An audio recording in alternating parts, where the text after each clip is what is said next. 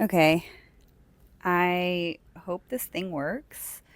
So we'll determine whether or not this is going to actually be a podcast episode or not because I'm trying out this mic, which I should probably put the noise cancellation on.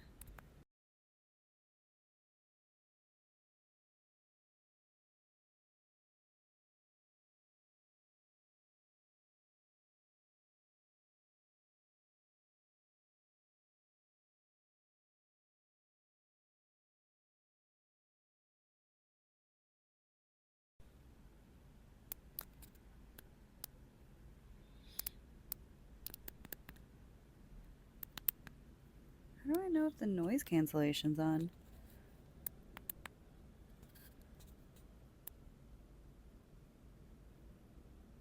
I literally forgot how to use this. Oh, there we go. Okay.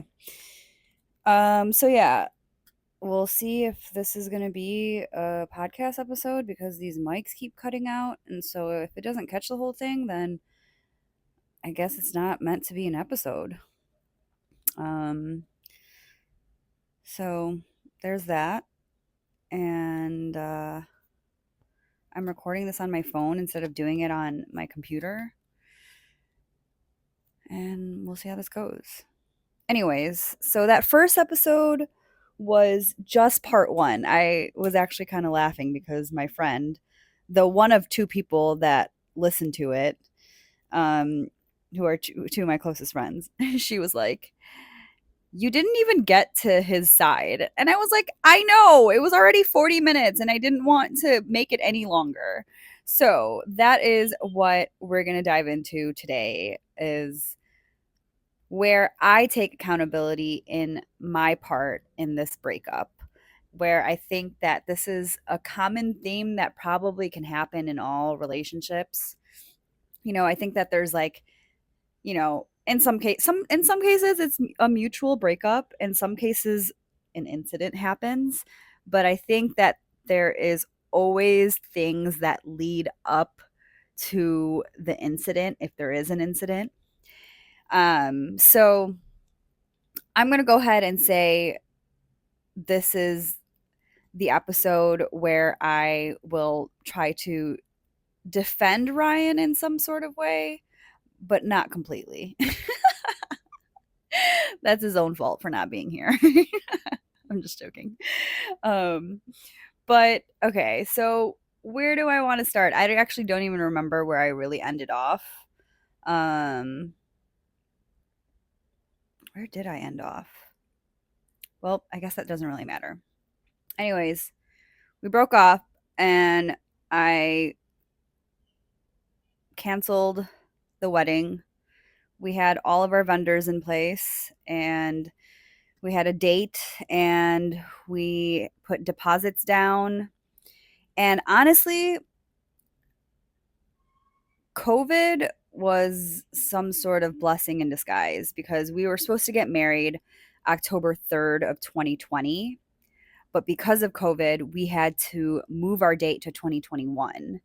Um, and because we moved our date, I mean, we ended up breaking up 2020. So thank God we didn't end up getting married. Um, I don't mean to like say it like that, but I mean, yeah, actually, yes, I'm grateful that we did not get married because we were just not suitable for each other. Um, but yes, so I do believe that COVID was a blessing in some sort of way. And I mean, what was it like to go through that whole process? So here's the thing. I will say that there was a little damage, not a little, a lot of damage done there because for anyone that knows me, like I fucking love weddings. I love weddings and like bro, I was obsessed with that Jennifer Lopez movie. I think it's called The Wedding Planner. Obsessed with that movie. Okay? That like movie sparked like I want to be a wedding planner. Um and then I actually ended up going into like party planning and wedding planning and stuff like that. but I fucking love weddings. I love everything about weddings, like fucking everything. So you can only imagine how long I was waiting for this fucking day to happen. Okay. So, um, so I went through a lot of the party, the wedding planning process. What I will say is the one thing that I did save that I'm absolutely grateful for is um, the one thing I didn't really do is I didn't go dress shopping. And it was because I really couldn't because of COVID. And a lot of the stores weren't allowing people, or you had to like make appointments. And it was like very hard to make appointments for dresses because of COVID. And so I never went dress shopping. So that was like the one like major thing about the wedding planning that I haven't experienced yet, which I'm happy to savor for a later date and the right person. So, um, but yes, I will say,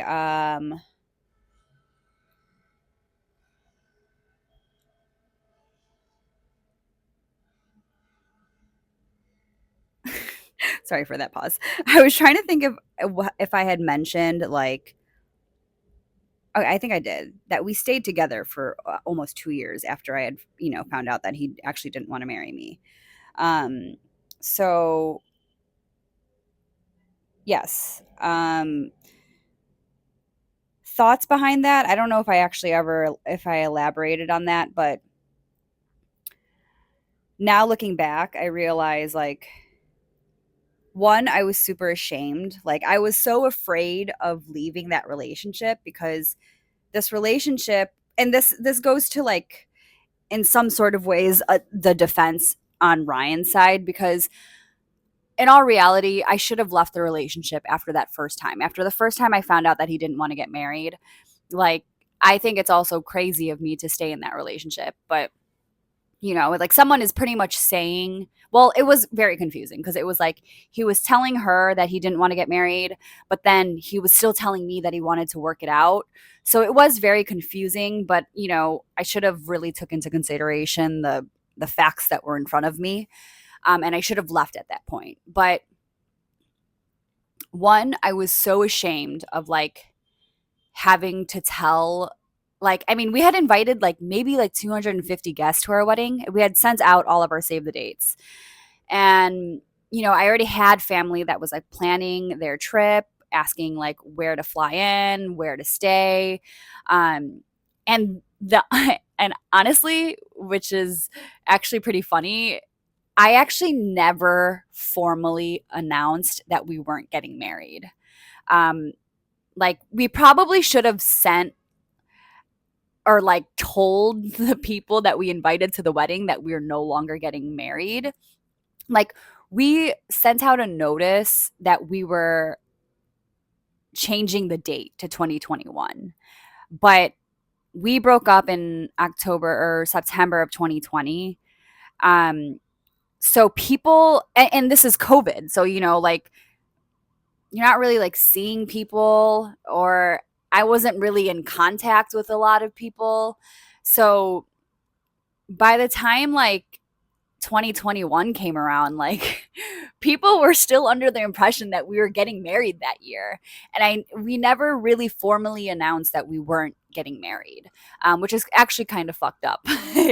I was so ashamed to like make that announcement. I don't know, like how do you just say, hey, sorry, we broke up. We're not getting married anymore. Um, so I never told anyone really. I told like my closest, like obviously like my family knew, and I'm sure like I think it just like kind of happened to just like be passed down the grapevine. People were just like kind of doing it word of mouth, um, and that was that. And so um, yeah, I was super. So yeah, I mean, now looking back in hindsight, I realized that I was ashamed of leaving and like having to tell my family that I wasn't getting married. Um, and two, I was afraid. I was definitely afraid because leaving the relationship, I mean, for one, has a huge financial impact on me because we're living with a two income household, right? We had been living together for, I mean, 5 or 6 of the 7 years that we had been together. So we were used to having a two income household. And at the time, I wasn't willing to like move in with someone. I wanted to like move in somewhere by myself because I knew that I was going to be a fucking emotional wreck. So trying to live solo in Los Angeles by yourself, not very easy. So I think there was just like definitely that comfort zone that I was afraid to leave, which is why I was like willing to try to make it work.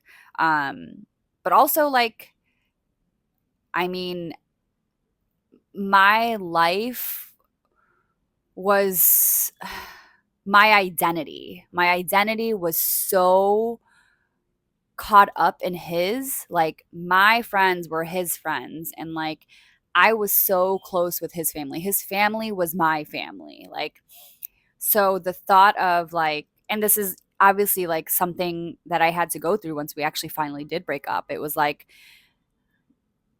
you know, you are not only losing like this person that you like love and care for and have had all this history with, and essentially like, I mean, Ryan was one of my best friends. Like, no one knew me like Ryan did.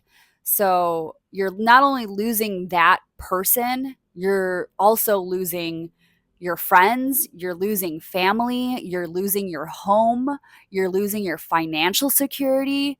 Bro, like, you're literally starting over from scratch, which is terrifying when you're fucking 30 years old. I'm like, dude, all of my friends are getting married, they're having kids, they're buying houses, and I'm starting over. Like, what the fuck? So, I mean, it was super nerve wracking, and like, it totally takes a fucking toll on your self esteem and your self worth. And, you know, you start to feel super down on like where you're at in life. And there's a lot of resentment that gets built up, like, I can't tell you how many times I felt like, oh, I fucking wasted so much fucking time with this dude. Like, um, and so there was, aside from those things that I listed of the whole grieving process of what you're losing, it's like trying to rediscover who you are again is also not very easy. And then also trying to like just work through the emotions of it. Like, I realized at that point of my life, in comparison to where I am now, emotionally, I was like not developed. Like, I didn't know how to process my emotions. I didn't know how to really like express my emotions. And because for most of my life, I have always like buried my emotions. So if I felt sad, if I felt sad, I just like swallowed that and I just fucking tried to act like everything was okay. So when you get out of that and then you actually start to realize, oh, I need to like actually like feel these feelings and like allow myself to cry and like go through this process, uh, it's very difficult.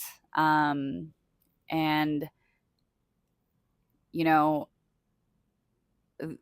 there was a long time where I felt like, I don't know how I'm going to get past this.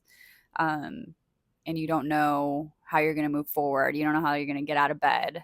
And it gets to be very overwhelming. And so like around that same time, and I think for a while I had already been depressed.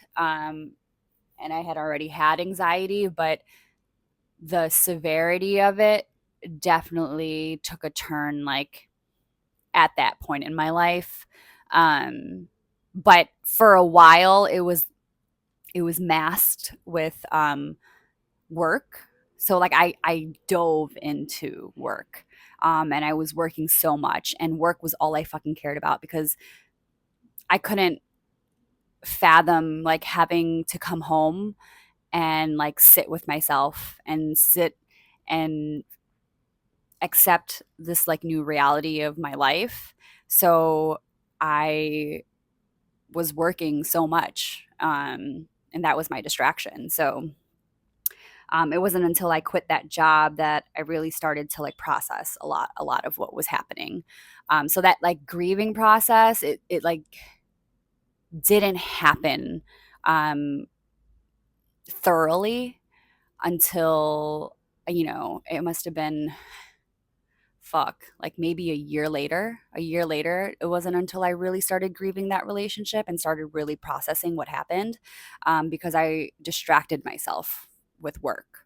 So like, um, it's funny. I actually just grabbed brunch with a friend here, and she recently went through a breakup, and with a long term relationship. They were together for like 10 years, and she was talking to me about it and asking me like, how long did it take for you to like move forward?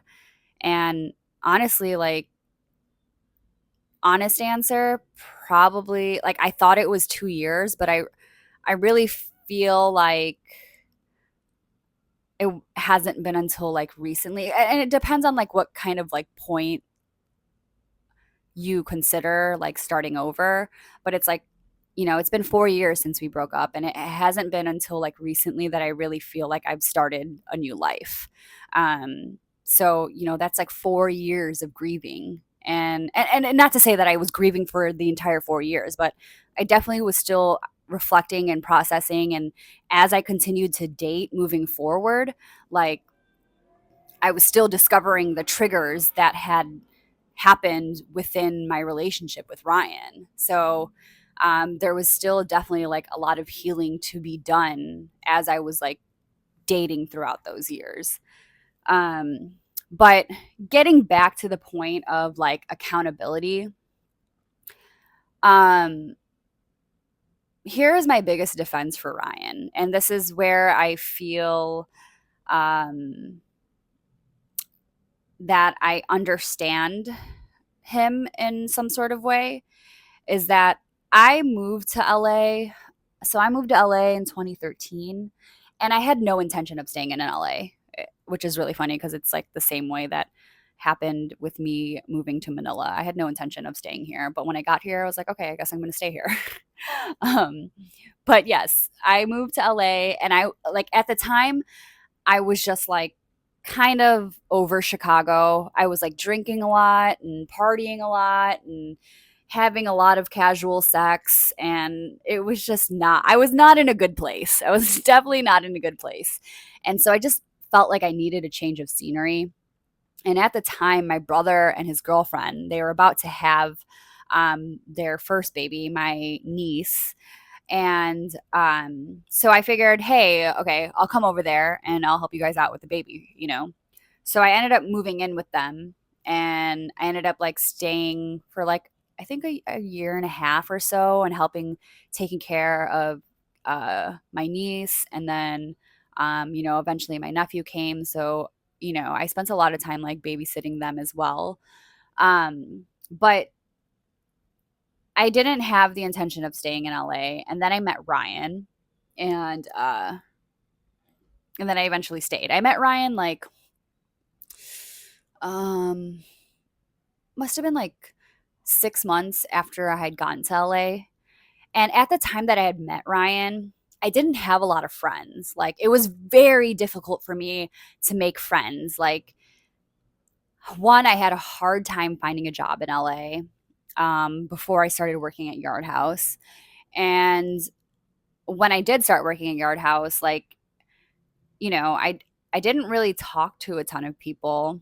Ryan was like one of the first people I really talked to. And so once we started dating, it was just so easy for me to just like fit myself into his life because I never established a life for myself in LA. I didn't have my own group of friends, and I didn't have my own schedule or my own hobbies or anything like that. And at the time, like, we were super consumed with like when you're a server and you live that server life, it's like you're working and then afterwards you're grabbing drinks with everyone who just got off their shift and then you're getting drunk and then you're going home and waking up and doing it again. And that was like what life was like when we were working there. So it was mostly like, our friends were our work friends, but then once me and Ryan started dating more seriously, I met a lot of his friends that he grew up with. Um, and I kind of just like fit myself into like their group. Um, and then, as far as like his family, like I was like super close with his parents, super close with his mom, and even his brother, his cousins, like, and Ryan was also close with my family. Like, my parents loved Ryan, and also he was really good with the kids. So, you know, our lives were very intertwined, and so um, that was like a lot of. I feel like a big problem was like the first couple of years. I would say, I mean, to be honest, I never really liked LA. I never really wanted to stay there. I stayed there because I got into a relationship, but I never really loved LA. I didn't start liking LA until I got out of this relationship. But I remember I would get so homesick. I would get so fucking homesick. Um, and I missed my friends in Chicago. I missed my life in Chicago.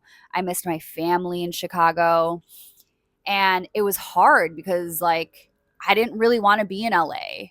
But I stayed in LA because of Ryan. And that's actually a lot of pressure to put on someone. So, like, I didn't, I didn't have a life. I didn't really have a life outside of Ryan's life. And I think that now looking back, and one thing that I've realized about relationships and something that I intend to hold on to is that it is very important that you create a life for yourself outside of this person. Um, and the lack thereof of me not having one, it created so much codependency on him. I was super dependent on him. Like, I just, it wasn't like we had to do everything together, but we did do everything together. And you get so used to that. That's your comfort zone. So I think that's a lot of pressure to put on somebody. So I will like give Ryan that for sure. And he voiced that concern to me, like that it was a lot of pressure for me to, especially knowing he knew that I wanted to go home. He knew that I wanted to move to Chicago. And that like at some point in our relationship was actually like a big deal that I didn't really like living in LA and I wanted to move back to Chicago, but I'm pretty much was staying here for him. And he never really asked me to stay there for him. That was my choice. So I will say, like, that is also under like in a lot of pressure to put on somebody. Um, Additionally, like there were things that happened in our relationship, and I won't go into detail, that led up to like they should have been obvious signs about how our relationship was going to end. Like, so I'm starting like from the get go, like there were definitely signs. So like I always think like people will always show you who they are over time. Um, and it's really up to you to really take that into consideration and to see it for what it is. And I understand that when you're in love with someone and you love somebody, like you want to see the best of in them, and you can be blind to a lot of things. But there were a lot of different instances where I felt like I was compromising my values, compromising my own feelings, and very, very many times that I did not speak up for myself. And this happened, for years, like throughout the entire duration of the relationship. So yes, I do think that there were a lot of times that I probably should have left the relationship. Um, and it goes to show like that my final straw like had was like something, I don't know how to put it. It's like the final straw had to be like the most like hurtful for me to like actually leave, when like there are many things before that that happened that were very hurtful to me, that kept me, that still like, that I still like decided to like stay in the relationship. So I think this is like something I definitely have learned, is like learning to spot out like the early signs of like when something is kind of a red flag, and take that into consideration. And it's hard to, and you really have to, I will say, trust yourself and use your own discernment, because I also like to try to take into consideration that not everyone is perfect and everyone is operating from their own traumas in relationships, and not everybody has done the healing work. Um, and some people don't even know what their triggers are until they actually show up. And so, like, you take all of that into consideration, and you can be understanding to a certain extent. But once I think for me is like once it starts to compromise my values, like respect and integrity and honesty and like those types of things, then it's like that's like where I start to cut people off. And now I'm very good at it. I really don't bullshit when it comes to that kind of stuff. If I feel any sort of disrespect in some sort of way, I'm very quick to just be like, this is not going to work. And I don't know if that's a good thing or a bad thing, but I will say that's just kind of like where I'm at right now. Maybe I'll be a little bit more lenient sometime in the future, but for me, it's just a no go. If I see a red flag, I'm kind of like, kind of turned off. So, um, yes, this is where I take my accountability, knowing that I should have left the relationship, way before. But I also, in the light of things, I am like still very grateful, for the friendship that Ryan and I had, and like just the companionship, and also like I love his family to death. They're all fantastic people, and we had a lot of good times like traveling, and we also like laughed a lot, and you know so I do still try to remember that. I think for a long time, all I could remember was the bad stuff. Um, and then, you know, as I was going through my phone and deleting all these old photos of us, I started to think, I think we still had a pretty decent time hanging out together. Um, and you actually, looking back at it, I think that Ryan and I were better as friends than we were as like people in a relationship. Because like when I think about like my emotional and physical needs in a relationship, I don't think Ryan was really meeting any of that. But like Ryan was a good person to talk to. I respected his advice and his opinion. I think he was like very level headed. We always had really great conversations, um, and I think that we just had like a really good friendship. Honestly, like we laughed a lot and we had fun a lot, and I can appreciate that. And I think that's like actually something that's something that I would like to take from mine and Ryan's relationship into whatever relationship I go into next, is definitely having a friendship foundation. Like I will say that me and Ryan had a great friendship. And that's where I still have respect for him. Um, because yeah, I think we were both like good at having a good time. And I think that's also why we like didn't really fight a lot. Like we didn't really argue a lot. We kind of like were both really chill, and I mean up until the end. I mean, we fought a lot, but But yeah, so that is kind of like just a gist of my relationship that kind of kickstarted this journey of me rediscovering myself. I wanted to start at this point because this was a huge turning point in my life. And at the time, it felt like it was something that was ruining my life.